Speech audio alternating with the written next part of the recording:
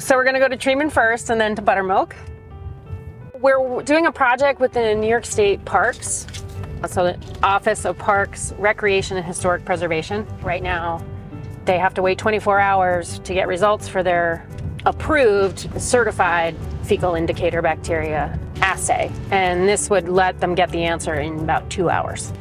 And then the third is this new method that would operate in the field with a handheld device that they could get the answer on site very rapidly. So they are excited, they being the parks, because they have to make a lot of guesses on a particular day whether to close or not close. They want to protect public health, but beach closures have sort of a social cost as well, not being able to swim in our waters.